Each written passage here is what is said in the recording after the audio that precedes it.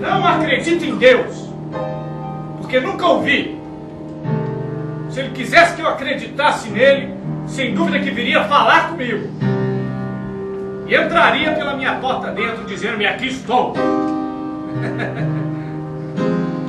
Isso é talvez ridículo aos ouvidos de quem, por não saber o que é olhar para as coisas, não compreende quem fala delas com um modo de falar que reparar para elas ensina. Mas se Deus é as árvores, as flores, os montes, o sol e o luar, então acredito nele. Eu acredito nele a toda hora. E a minha vida é toda uma oração, e uma missa, e uma comunhão com os olhos e pelos ouvidos. Mas se Deus é as flores, as árvores, os montes, o sol e o luar, para que ele chamo eu Deus? Se ele se fez para eu ver sol, luar e flores, e árvores e montes, se ele me aparece como sendo árvores e montes e luar e sol e flores, é porque ele quer que eu conheça como árvores e montes e flores e sol e luar. E por isso eu obedeço ele. Que mais sei eu de Deus que Deus de si próprio? Tínhamos acabado de jantar. De frente de mim, o meu amigo, banqueiro, grande comerciante, assambarcador, notável, fumava como quem não pensa. A conversa que fora anoitecendo jazia morta entre nós. Procurei reanimá-la ao acaso, servindo-me de uma ideia que me passou pela meditação. Voltei-me para ele sorrindo. É verdade, disseram-me há dias que você em tempos foi anarquista. Fui não. Fui não. Fui e sou. Não mudei a esse respeito. Eu sou anarquista. Ah, essa é boa. Você é anarquista. Em que é que você é anarquista? Só se você dá a palavra qualquer sentido diferente. Ah, do vulgar. Não, não dou. Prego a palavra no sentido vulgar. Quer você me dizer, então, que é anarquista exatamente no mesmo sentido em que são anarquistas esses tipos das organizações operárias. Então, entre você e esses tipos das bombas e dos sindicatos, não há diferença nenhuma. Diferença há. Evidentemente que há diferença. Mas não é a que você julga. Você duvida, talvez, que as minhas teorias sociais sejam iguais às deles? Ah, já percebo.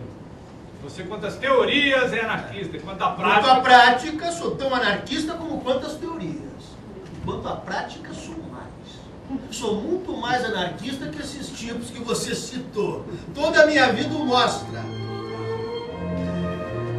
Havia vários outros rapazes com as mesmas opiniões que eu. A maioria era de operários, mas havia um ou outro que não era.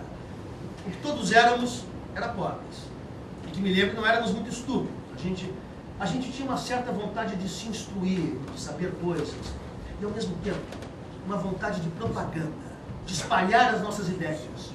Queríamos para nós e para os outros, para a humanidade inteira, uma sociedade nova, livre desses preconceitos todos, que fazem os homens desiguais artificialmente, e lhes impõem sofrimentos, estreitezas, que a natureza lhes não havia imposto. Fui a conferências e comícios dos propagandistas da época e cada discurso me convencia mais e me dava certeza da justiça das minhas ideias.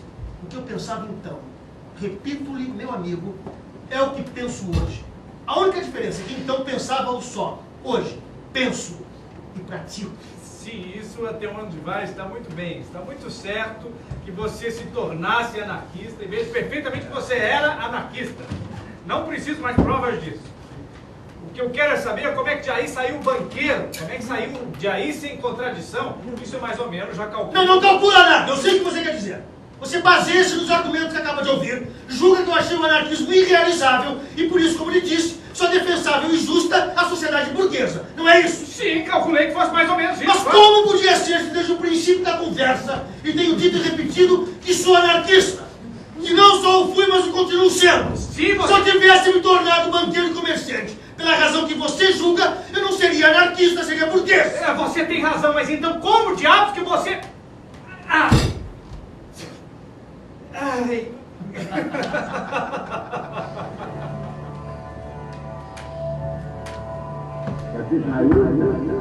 Era preciso destruí-las, mas não me escapou uma coisa. Era preciso destruí-las, mas em proveito da liberdade. E tendo sempre em vista a criação da sociedade livre. Porque isto de destruir as ficções sociais, tanto pode ser para criar liberdade, ou preparar o caminho da liberdade, como para estabelecer outras ficções sociais diferentes, igualmente más, porque igualmente ficções. Aqui é que era preciso cuidado. Era preciso acertar com o processo de ação, qualquer que fosse a sua violência ou a sua não violência. Porque contra as injustiças sociais, tudo era legítimo. Contra as injustiças sociais, tudo era legítimo. Eu não podia, portanto, pensar em destruir, nem no todo, nem em parte nenhuma, ficções sociais. Tinha, então, que subjugá-las. Vencê-las subjugando-as, reduzindo-as à inatividade. Foi o que fiz. Procurei ver qual era a primeira, a mais importante das ficções sociais. Seria a essa que me caberia, mais que a nenhuma outra. Tentar subjugar, tentar reduzir a inatividade. E a mais importante, da nossa época, pelo menos, é o dinheiro. É o dinheiro. É o dinheiro. É o dinheiro. Então, como subjugar o dinheiro, combatê-lo. Como livrar-lo de sua influência e tirania, não evitando o seu encontro. O processo era só adquirir. Enquanto mais quantidade eu adquirisse, tanto mais livre eu estaria dessa influência. Foi quando vi isso claramente, com toda a força da minha convicção de anarquista e toda a minha lógica de homem lúcido, que entrei na fase atual, a comercial e bancária, meu amigo, do meu anarquismo. Nunca conheci quem tivesse levado porrada!